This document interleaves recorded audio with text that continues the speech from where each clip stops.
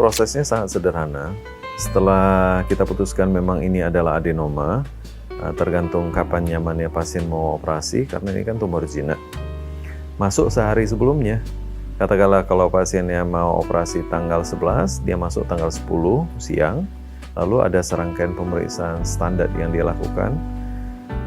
Paru, foto paru, pemeriksaan darah. Kalau usianya di atas 40 nanti kita akan minta pemeriksaan jantung untuk memastikan toleransi bius dan toleransi operasi. Nah, kemudian sesudah itu dilakukan operasi tanggal 11-nya, mungkin tanggal 12-13 kalau nyaman, tanggal 13 bisa pulang, kira-kira seperti itu. Persiapan di rumah, jika memang pasiennya itu minum pengencer darah, ya, itu mesti berhenti dulu 5-7 hari sebelumnya.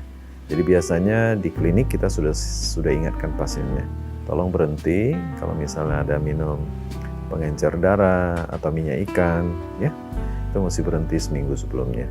Kemudian kita lakukan operasi. Nah, sehari sebelumnya dia masuk ke rumah sakit.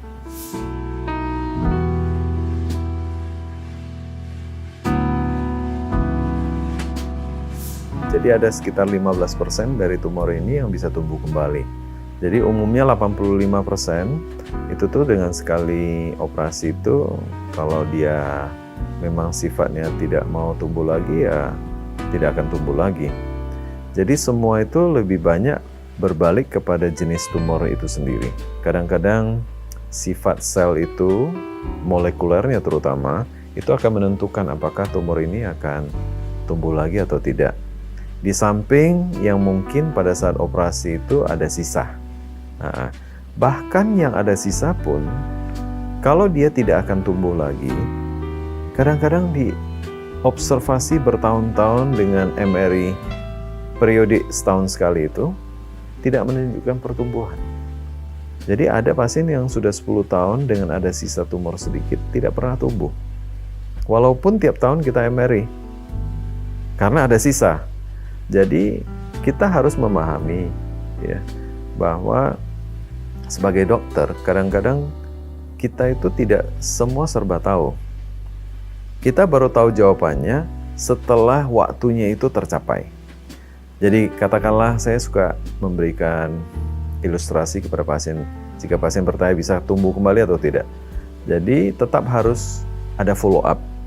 Habis operasi 3 bulan MRI, lalu setiap tahun MRI di 5 tahun pertama, setelah itu 2-3 tahun sekali, sampai nanti dia lewat 10-15 tahun, bisa 5 tahun sekali. Jika sampai dia di akhir hayatnya pasien ini tidak pernah tumbuh lagi, berarti kita bisa jawab bahwa tumornya tidak tumbuh lagi. Karena dalam perjalanan hidup kita tidak pernah tahu. Satu-satu waktu itu bisa berubah-berubah. Balik lagi, tumor ini tumor jinak. Jadi orang harus selalu optimis, ya, bahwa data yang ada sekarang ini dengan follow up dari 2008 sampai 2023, saya kira cukup lama, ya. Dan data-data dari seluruh dunia juga ada, ya, dari mana-mana melaporkan.